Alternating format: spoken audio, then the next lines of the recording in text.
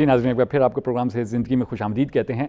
और अब जैसे कि हमने प्रोग्राम के शुरू में आपको बताया था कि डॉक्टर फ़ायज़ा बदर हमें ज्वाइन करेंगी ऑनलाइन। डॉक्टर साहबा जो हैं वो स्पीच पैथोलॉजिस्ट, स्पीच थेरेपिस्ट हैं, शिफा इंटरनेशनल हॉस्पिटल इस्लामाबाद में अपनी खिदमत अंजाम दे रही हैं। और डॉक्टर साहब से एक बड़े अहम मौजू पे डॉक्टर साहब ने कहा कि इस मौजू पे बात की जाए तो बहुत ज़रूरी है। आप लोगों ने अक्सर ये चीज़ नोट की होगी कि बूढ़े अफराद में खाना खाते हुए निगलने के मसाइल दिखने में मिलते हैं, या पानी पीते हुए गले में पानी चला जाता है। इन तमाम मसाइल पे उन्होंने कहा इस मौजू पर बात की जाएगी। चलते हैं डॉक्टर साहब की तरफ गुफ्तगू का आगाज़ करते हैं। सलाम अर्ज़ करता हूँ डॉक्टर साहब खिदमत में। जी वालेकुम अस्सलाम, कैसे हैं आप? बहुत शुक्रिया डॉक्टर फ़ायज़ा, आपने टाइम दिया हमारे प्रोग्राम के लिए, पाकिस्तानियों के लिए, ताकि उनको बेहतर तरीके से हेल्थ के इश्यूज़ जो हैं उसमें गाइडेंस मिल सके। डॉक्टर साहब बताइएगा क्या प्रॉब्लम्स हमें देखने में मिलते हैं बूढ़े हजरात में जब वो खाना खाते हैं या निकल रहे होते हैं? ठीक है, ऐसा है कि जैसे-जैसे उम्र होती जाती है तो हमारा वो एपरेटस यानी वो अज़ा जो कि निगलने के अमल में बहुत एक्टिव पार्ट प्ले करते हैं, उनमें कुछ चेंजेस आना शुरू हो जाती हैं ठीक उम्र है। के साथ। एक नॉर्मल जो एजिंग का प्रोसेस है, उसके साथ पट्ठों में जो लचक होती है वो कम होना शुरू हो जाती है। अगर आप देखें तो दाँत गिर जाते हैं, जी मसूड़ों का गलना शुरू हो जाता है, जी। या डायबिटीज़ और ब्लड प्रेशर की बीमारियाँ जो कि उम्र के साथ-साथ लोगों में होना शुरू हो जाती हैं। जी। उसके नतीजे में जो हम दवाएँ इस्तेमाल कर रहे होते हैं, उसकी वजह से मुँह का बहुत ज़्यादा खुश्क हो जाना, या मुँह में लुआब का, सलाइवा का बहुत ज़्यादा बनना, ये ठीक है। तमाम चीज़ें जो हैं वो उम्र के साथ-साथ हो रही होती हैं। बिल्कुल इसके सही। अलावा अगर हम देखें तो जिस तरीके से पाकिस्तान में क्योंकि तंबाकू का, पान वगैरह का इस्तेमाल ज़्यादा है, तो देखा गया है कि कैंसर, मुँह का कैंसर जिस तरीके से डेवलप हो जाता है, सही। फालिज का अटैक होता है, उसके बाद निगलने के अमराज, और फालिज भी जो है वो लेटर एज में ज़्यादा चांसेस होते हैं कि हो। भूलपन का प्रॉब्लम जिसे हम डिमेंशिया कहते हैं, ठीक है। राशा की बीमारी, पार्किंसन, ये तमाम वो चीज़ें हैं जो कि ओल्डर एज के साथ एसोसिएट की जाती हैं। ये बिल्कुल सही। तमाम वो प्रॉब्लम्स हैं जो कि बढ़ती उम्र के साथ लोगों में ज़्यादा जो है इसकी तशख़ीस होती है। और बिल्कुल इन सही। तमाम बीमारियों में निगलने के अमराज जो हैं वो बहुत कॉमन होते हैं। ठीक है।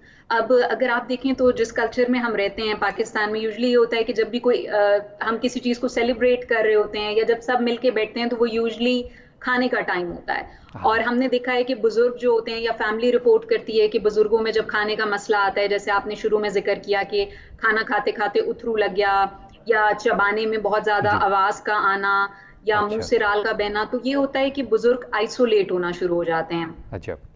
वो अवॉइड करते हैं जी। कि वो खाने की गैदरिंग्स में साथ नहीं आते, या वो साथ बैठ के खाना अवॉइड करना शुरू कर देते हैं। जी। तो मेरा ख्याल है कि आज हम इस बारे में बात करें कि हम कैसे अपने बुजुर्गों में निगलने के अमल को ज़्यादा महफूज बना सकते हैं, किस तरीके से उन्हें उस नमूनिया से जो कि निगलने की सूरत में अगर खुराक सांस की नाली की तरफ चला जाए तो होता है डेवलप, उससे महफूज रख सकते हैं। तो थोड़ी सही। सी उसके हवाले से बात करेंगे। प्लीज़ डॉक्टर साहब आप जारी रखिएगा गुफ्तगू अपनी, प्लीज़। जी। तो सबसे पहली एक चीज़ जो है जो मैं आपसे कहना चाहूँगी, जो आपको ज़हन में रखनी चाहिए, कि जी। अक्सर देखा गया है कि अगर किसी भी बीमारी के नतीजे में, फालिज के अटैक में, या किसी उसमें मरीज़ एकदम बेहोश हो जाता है, तो हमारा पहला रिएक्शन ये होता है कि हम उसको पानी पिलाने की कोशिश करते हैं। अच्छा। जबकि बेहोशी की हालत में, गनूदगी की हालत में अगर हम मरीज़ के मुँह में पानी डालते हैं, उसको जगाने के लिए, उसको होश में लाने के लिए, तो बहुत ज़्यादा चांसेस होते हैं कि वो पानी जो है वो सांस की नाली की तरफ चला जाएगा। अच्छा। क्योंकि ठीक है। खुराक की और सांस की नाली बिल्कुल साथ-साथ है, और एक छोटा-सा पट्टा है जो कि खाना जब हम निगल रहे होते हैं उस दौरान सांस की नाली को बंद करता है या उसको प्रोटेक्ट करता है। तो ठीक है। जिस टाइम पे मरीज़ बेहोश होता है या गनूदगी की हालत में होता है, अगर उस टाइम पे हम मरीज़ को कुछ खिलाने की कोशिश करते हैं, तो चांसेस ये होते हैं कि वो खुराक सांस की नाली में जाएगी। सही है। इसीलिए जब फालिज का मरीज़ अस्पताल में आता है तो 2-3 दिन बाद पता चलता है कि उसने निमोनिया डेवलप कर लिया। और अच्छा। वो अगर हम हिस्ट्री लें तो पता चलता है कि जब मरीज़ बेहोश हुआ था इनिशियल स्टेज में, जी। तो उसके मुँह में पानी डाला गया था कि वो होश में आ जाए, और उसके जी। नतीजे में जो है वो सांस की नो। नाली की तरफ पानी गया, और सही। 2-3 दिन बाद जो है सही। वो निमोनिया डेवलप सही। हो गया। डॉक्टर साहब माज़रत तो के साथ एक एक चीज़ तो एक कॉलर है हमारे पास, कॉल ले लेते हैं, उसके बाद गुफ्तगू आगे बढ़ाएंगे। प्रोग्राम में जी, खुशामदीद कहते हैं, कौन बात करें, कहाँ से बात करें? प्लीज़। हेलो। हेलो। जी फरमाइए, क्या क्या पूछना चाहेंगे डॉक्टर साहब? मैं सर पूछता हूँ कि मेरे दोनों हाथ कांपते हैं अच्छा। और चक्कर भी आते हैं। वैसे तो मेरे काफ़ी सारी बीमारी, शुगर, ब्लड प्रेशर और बाईपास भी हो चुका हुआ है। ठीक है। लेकिन मैं एहतियात करता हूँ, सारी जो होती है कवरेज में दवाइयाँ, डॉक्टर से कंसल्ट करता हूँ, कोई ऐसा मसला नहीं है। ज़्यादा मुझे परेशानी, दोनों हाथ कांपते हैं।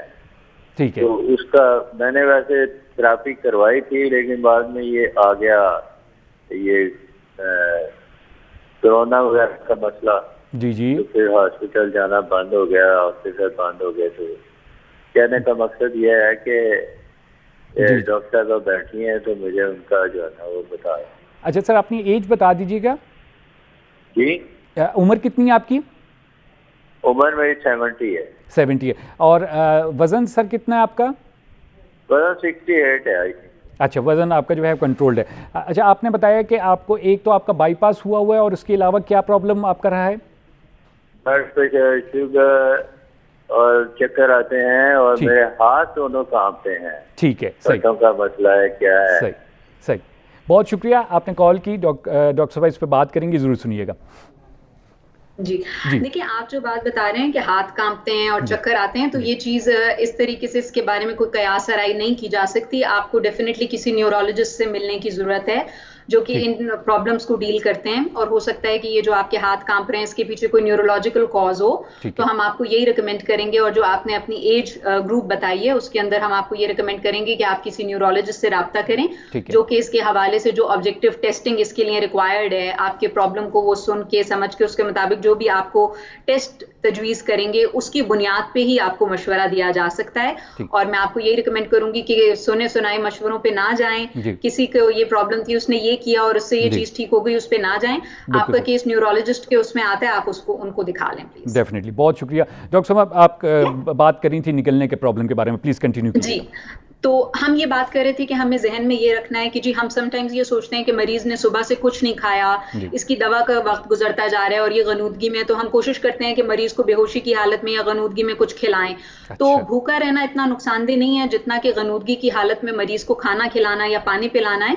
तो आपने इस चीज का ध्यान रखना है कि अगर मरीज जो है वो सुबह से सो रहा है या गनूदगी में है तो आप उसको शाम में इमरजेंसी में ले जाकर आईवी के थ्रू उसकी लिक्विड की नीड या जो भी उसकी शुगर लेवल्स की नीड है उसको मेंटेन करें, लेकिन मुंह से गनूदगी की हालत में कोई भी चीज देने से जो है वो इज्तनाब करें। इसके अलावा एक चीज जो हमें जहन में रखने की जरूरत है वो ये है कि मरीज को जब आप खाना खिला रहे हैं या बुजुर्गों को आप खाना खिला रहे हैं तो समटाइम्स हम ये सोचते हैं कि मौसम ऐसा है तो चलो बेड में ही आपने उनको खाने की चीज या पानी की चीज प्रोवाइड कर दी, जो कि बहुत ज्यादा खतरनाक है। होता ये है कि जब हम बिल्कुल स्ट्रेट बैठे हुए होते हैं तो हमारे फेफड़ों को खुल के जो है ना वो एक्सपैंड होने की गुंजाइश मिलती है, और सीधे जब हम बैठे हुए होते हैं तो हमारे मैदे के जो पट्टे होते हैं वो भी रिलैक्स फॉर्म में आ जाते हैं, जो कि इंपॉर्टेंट है खाना खाने के दौरान कि वो इस रिलैक्स हालत में हो। तो हम आपको ये रिकमेंड करेंगे कि अगर आपके पास इलेक्ट्रॉनिक बेड नहीं है तो मरीज को कुर्सी पे बिठाइए। अगर कुर्सी पे आप नहीं बिठा सकते तो बेड पे एटलीस्ट 2 तकिए पीछे लगा के बिल्कुल सीधा बिठा के मरीज को खाना दें, और खाना खाने के फौरन बाद मरीज को लिटाना नहीं है। होता ये है कि बाद में ये जो मैदे में तेजाबियत की कंप्लेन बहुत ज्यादा आती है या इस तरह के प्रॉब्लम जो है वो बुजुर्गों में रिपोर्ट होते हैं, तो उसकी एक वजह ये भी होती है कमजोरी की वजह से, थकावट की वजह से बुजुर्ग जो है वो खाना खाते हैं और फौरन लेट जाते हैं, जो कि अच्छी चीज नहीं है, अच्छी प्रैक्टिस नहीं है। खाने के बाद कम से कम जो है वो 30 मिनट हमें जो है वो सीधा बैठना चाहिए, और अगर उसके बाद भी हम लेटे हैं तो सर वाली जो साइड है उसको थोड़ा ऊंचा रखें। ठीक है। उसके लिए मैं आपसे एक छोटी सी टिप शेयर करूंगी कि अगर आपका मरीज ये कहता है कि जी मैं ज्यादा ऊंचा तकिया नहीं रख सकता, मुझे नींद नहीं आती, तो आप जो सिरहाना है या बेड के जो पाए हैं उसके नीचे एक एक ईंट रख के हेड साइड को थोड़ा सा रेस कर दें, लेकिन खाने के फौरन बाद बिल्कुल फ्लैट जो है वो मरीज को आप लेटाने से जो है ना वो अवॉइड करें। ठीक हो गया। इसके अलावा एक और चीज अगर आप देखें तो बुजुर्गों में समटाइम्स ये होता है दांत गिर जाने की वजह से या फालिज के अटैक की वजह से मरीज का मुंह मुसलसल खुला हुआ होता है। अगर मरीज अपना मुंह मुसलसल खुला होगा तो मुंह में क्योंकि एयर जा रही है और मुंह से सांस ले रहा है, या नाक की कोई एटियोलॉजी है, नाक में किसी किस्म की कोई हड्डी जिसे बढ़ जाना कहते हैं, या नाक में किसी किस्म का कोई ग्रोथ हो गई है और मरीज मुसलसल मुंह से सांस ले रहा है, तो चांसेस हैं कि मुंह बहुत ज्यादा खुश्क हो जाएगा।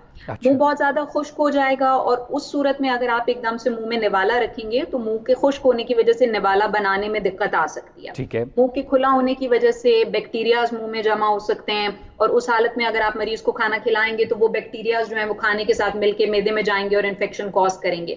तो कोशिश ये कीजिए कि खाना खिलाने से पहले मुंह को एक दफा साफ कर लीजिए। अगर आप मुंह को गीले कपड़े के साथ थोड़ा सा गीला कर लेंगे तो मुंह जब वेट हो जाएगा तो बोलस बनाने में आसानी होगी। अच्छा। इसके अलावा अगर मुंह में थूक बहुत ज्यादा बन रहा है और मरीज अपने थूक को निगल नहीं रहा और थूक मुंह में जमा हो जाता है, तो उसके लिए भी बेहतर है कि आप पहले जो है वो मुंह को एक दफा ड्राई कर लें अगर थूक ज्यादा बन रहा है, ताकि वो स्लाइवा जो है वो मुंह से निकल जाए, और जब आप पेशेंट को पानी दें या उसको निवाला प्रेजेंट करें तो उसके लिए वो मैनेज करना जो है वो आसान ठीक हो गया। इसके अलावा उम्र के साथ एक जो बहुत इंपॉर्टेंट चीज है देखने की, वो दांत है कि दांत गिर गए हैं, दांत खराब हो गए हैं। अब अटेंडेंट आते हैं, वो कहते हैं कि जी नवाला नहीं चबाते, मुंह में रख के बैठे रहते हैं, मरीज हमारा खाता नहीं है, खाना नहीं चाहता। तो अगर हम जब उनकी एग्जामिनेशन करते हैं, जब हम मुंह का मुआयना करते हैं, तो पता चलता है कि जी दांत जो हैं वो गिर चुके हैं या दांत जो हैं वो हिल रहे हैं, जिसकी वजह से मरीज को चबाने में दिक्कत आती है। तो अगर आप एक दफा इस चीज को देख लीजिए, अगर आपके जो आपका पेशेंट है या आपके घर में जो बुजुर्ग मौजूद हैं उनके दांत हिल रहे हैं या दांतों का कोई मसला है, तो आप उनको डॉक्टर को दिखाएं, डेंटिस्ट को।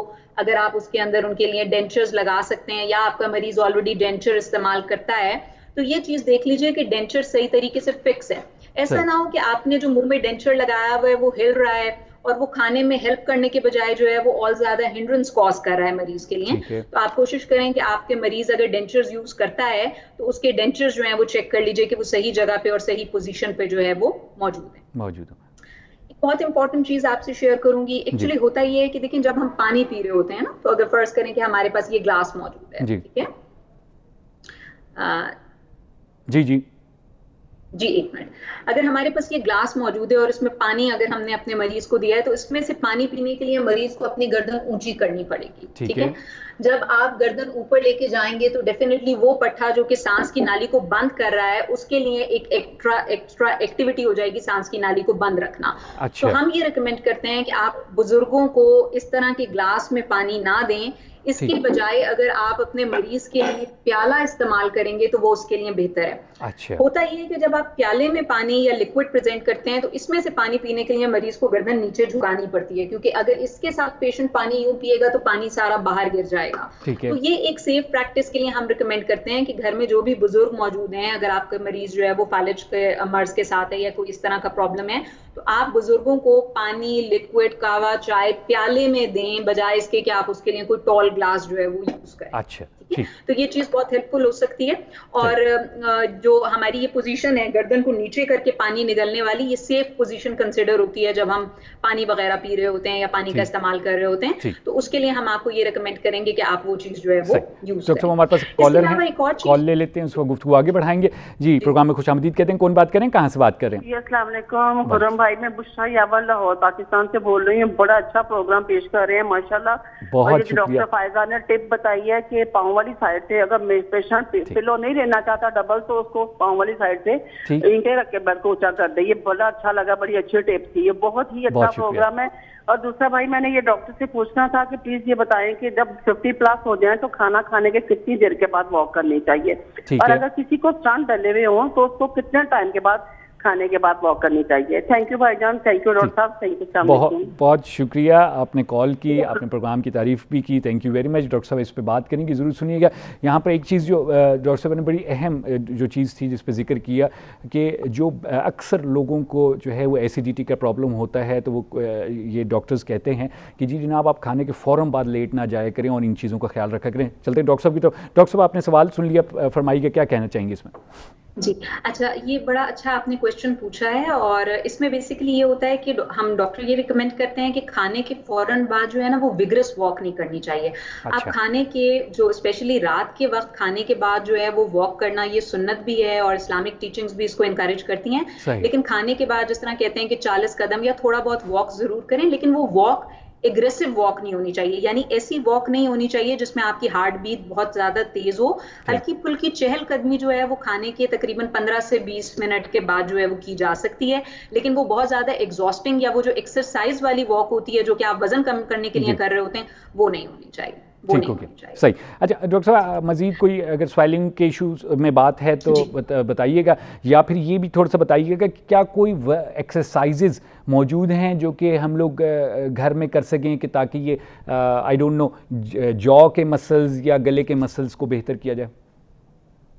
देखिए डेफिनेटली, एक तो मैं आपको ये बताऊंगी कि जब निगलने के जो अभी हमने अमराज की बात की है, ये वो कॉमन चीजें हैं जिससे हम फेस करते हैं डेली लाइफ में। लेकिन अगर आपके मरीज को खाना खाते हुए फंदा लग जाता है, आंखों से पानी जारी हो जाता है, आपके मरीज को मुसलसल बुखार रह रहा है, अगर आपके मरीज का खाना खाते हुए एकदम से चेहरा नीला हो जाता है या उसको सांस लेने में दिक्कत आ जाती है, तो इस तरह के केसेस में आपने इन टिप्स को फॉलो नहीं करना। आपने इस केस में स्पीच पैथोलॉजिस्ट से राब्ता करना है और आपने उनसे एक डिटेल्ड इवैल्यूएशन करानी है और आपकी प्रॉब्लम के मुताबिक बहुत सारी वर्जिशें हैं। जिस तरह अगर फर्स्ट करें आपने फालिज के बाद देखा होगा चेहरे की एक साइड वीक हो गई है, तो उस केस में एक तो हम आपको ये टिप देंगे कि जो खुराक चेहरे की जो मजबूत साइड है या जो इंटैक्ट साइड है उस साइड पे प्रेजेंट करें, और साथ में आपको डिफरेंट मसाजेस सिखाए जा सकते हैं कि कैसे चेहरे के पट्टे को नॉर्मल की तरफ लेके आया जा सकता है। जबान के पट्टों की अगर कमजोरी हो गई है फालिज के नतीजे में, तो जबान की स्ट्रेंथनिंग की क्या एक्सरसाइजेस हो सकती हैं, किन वर्जिशों से जबान के पट्टों को ज्यादा मजबूत बनाया जा सकता है।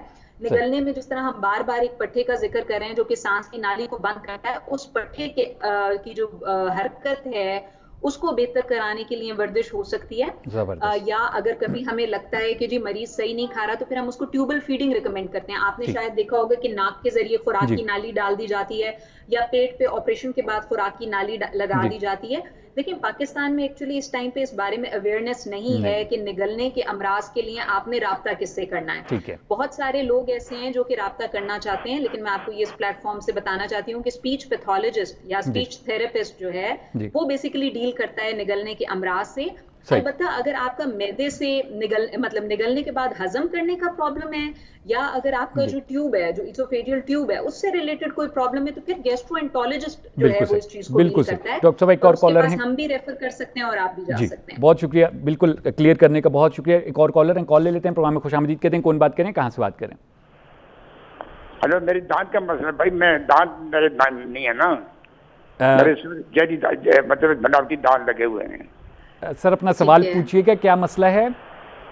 दांत नहीं है। हाँ, अच्छा दांत नहीं है, ठीक है, सही। तो उसकी वजह से क्या प्रॉब्लम होता है आपको? मेरे दांत बनावटी है ना सारे, तकरीबन मतलब ऊपर वाले नीचे वाले दोनों बनावटी हैं। ठीक है, मतलब वो शायद मुझे कोई वहाँ कोई मतलब कोई मेरा मसला भी है कि मतलब मुझे दांत निकालना चाहिए कहीं, ऐसा कोई है मसला शायद। सही जी, बहुत शुक्रिया आपने कॉल किया। सर डॉक्टर साहब इस पे बात करेंगी, ज़रूर सुनिएगा। जी डॉक्टर साहब, अब अगर आपके पास ये स्क्रीन शो हो रही हो तो आपके सामने कुछ तस्वीरें आ रही होंगी। बेसिकली इस तरीके से देखिए, हम आपको ये रिकमेंड करेंगे कि दांतों के गिर जाने की वजह से, या अगर आपको मसनूई दांत नहीं लग सकते, कुछ केसेस ऐसे होते हैं जिसमें गम गल जाते हैं, डायबिटीज बहुत ज्यादा हो या किसी और इस तरह की रीजन की वजह से कि आपको मसनूई दांत नहीं लगाए जा सकते, तो इसका मतलब ये नहीं है कि आपकी क्वालिटी ऑफ लाइफ मुतासिर हो और आप जो खुराक लेना चाह रहे हैं वो आप ना ले सकें। इसके लिए हम रिकमेंड करते हैं डाइट मॉडिफिकेशन, कंसिस्टेंसी मॉडिफिकेशन। देखिए, खाने की कंसिस्टेंसी होती है, जिस तरह अगर आपने यखनी देखी है वो बिल्कुल पतली होती है, लेकिन अगर उसमें आप थोड़ा सा कॉर्नफ्लावर मिला लें तो वो थोड़ी थिकंड हो जाती है। तो हमारे तमाम वो मरीज या बुजुर्ग जो इस वक्त प्रोग्राम सुन रहे हैं, या अगर आप उनके अटेंडेंट हैं, तो हम आपको ये कहेंगे कि ये ना हो ना कि रोटी चबाने में इतनी ताकत निकल जाए जितनी उनको रोटी खाने से ताकत ना मिले। आप रोटी को और सालन को ब्लेंडर में मिक्स करें। ठीक है, ब्लेंडर में मिक्स करने के बाद वो जो आपने उसको ब्लेंड किया है उसको गर्म करें और मरीज को स्पून के साथ खिला दें। उसमें वो टेस्ट मेंटेन रहेगा, उसमें वो ग़िज़ाइयत मेंटेन रहेगी। उससे जिस तरीके से आपकी जिस तरीके से समटाइम्स कॉन्स्टिपेशन की प्रॉब्लम बहुत ज्यादा रिपोर्ट होती है कि जी रोटी चबा नहीं सकते, गंदम का इंटेक बिल्कुल खत्म कर दिया, चावल लेने लगे बिकॉज वो नरम है, चबाने में आसान है, और फिर बाद में प्रॉब्लम क्या आ रही है, रिकरेंट कॉन्स्टिपेशन आ रही है। तो आप रोटी को ब्लेंडर में ब्लेंड कर लीजिए, उसको ब्लेंडेड फॉर्म को, लेकिन ये है कि आपने ये ध्यान रखना है कि ब्लेंडेड जो आपने फॉर्म की है वो बहुत ज्यादा ठंडी ना हो चुकी हो कि मरीज ना खा सके, या आपने उसको इतना ज्यादा गर्म ना कर दिया हो कि मरीज खाए तो मुंह जल जाए, क्योंकि महसूस करने की हिस्स भी उम्र के साथ मुतासिर होती है। बिल्कुल सही। आप अगर देखें, हम पेशेंट का जब मुंह चेक करते हैं तो पता चलता है मुंह जला हुआ है जगह जगह से, क्योंकि मरीज को समझ ही नहीं आई कि खाना कितना गर्म है और आपने उनको वो खाना खिला दिया। तो आप खुद से मरीज को खाना खिलाने से पहले ये नोट कर लें कि उसका टेम्परेचर अप्रोप्रिएट है। अगर आपको नमक मना है और मरीज कहता है कि जी बिल्कुल बेनमक खाना खाया नहीं जाता, तो उसमें कोई ऐसे और इंग्रेडिएंट डाल दें जिससे उसका टेस्ट कंपनसेट हो जाए। कोई कड़ी पत्ता हो गया, कोई लीमू का रस हो गया, कोई ऐसी चीज जो कि उस स्पेसिफिक जो एक चीज आपने कम की है डाइट से उसको कंपनसेट कर सके। खाना देखने में अच्छा होगा तो खाना खाने का दिल चाहेगा। अगर आप खाने को बिल्कुल जो है वो इस तरीके की फॉर्म में मरीज को पेश करेंगे कि वो देखने में ही अच्छा नहीं है, तो फिर मरीज का उस खाने को खाने को दिल भी नहीं चाहेगा। तो आप इन चीजों का ध्यान रखें, क्योंकि आपका जो मरीज है वो बुजुर्ग है, लेकिन अदरवाइज वो चीजों को महसूस कर सकता है, देख सकता है। तो आप उसके खाने की खुशबू, खाने का जायका, खाना किस तरह दिखता है, इन चीजों का ध्यान रखें। डॉक्टर फाइजा, बहुत शुक्रिया अदा करता हूँ। यकीन माने कि बहुत खुशी हुई कि इतने आप डेप्थ्स में जाके जो मसाइल हम लोग जिनको बहुत इग्नोर करते हैं, ख़ास तौर पे बुज़ुर्ग हजरात जो थोड़ा सा वैसे भी इग्नोर हो जाते हैं अपनी मुख्तलिफ बीमारियों की वजह से। हम लोग कहते हैं कि जी बीमार हैं तो शायद इस वजह से निगल नहीं सक रहे, या बीमार हैं तो इसलिए हमारे साथ नहीं बैठते।